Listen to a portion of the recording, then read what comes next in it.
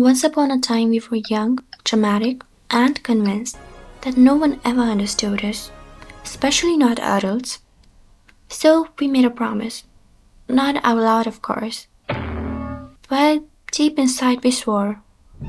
When I grow up, I'll never forget what this feels like. Spoiler alert, we forgot. Being a teenager is basically living inside a soap opera written by Shakespeare. Everything is intense. Every eye roll is betrayal. Every cleaning room is tyranny. And we say things like, adults just don't get it. Because they don't. Whoops. But then we become them. And suddenly we do get it. Just not that part. Adulting comes with many features. Texas, existential dread, back pain, and amnesia. You don't just forget where you kept your keys. You forget that once upon a time, your biggest problem was someone calling you cringe in front of your crush. You forget that school felt like war and your parents were the enemy generals. You forget how loud your feelings were and how real they felt. There's actually some psychology behind this.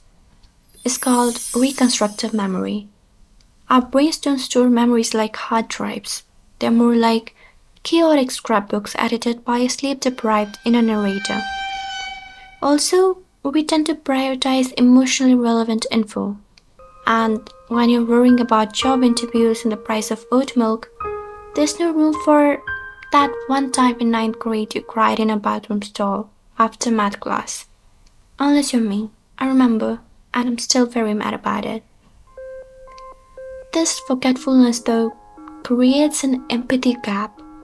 We say things like, teenagers are so dramatic, without realizing we were the same, or maybe even worse.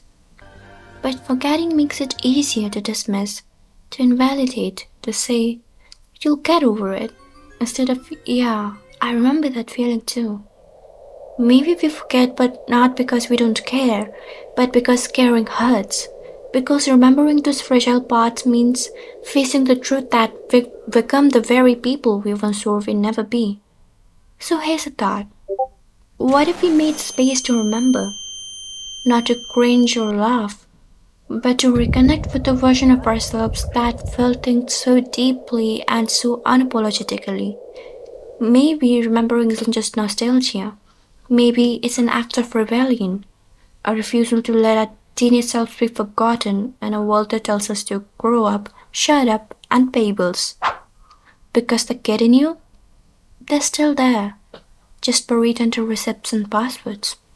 Let them speak, even if it's just to say, life is unfair and I hate everyone. And if you could also please subscribe. Thank you.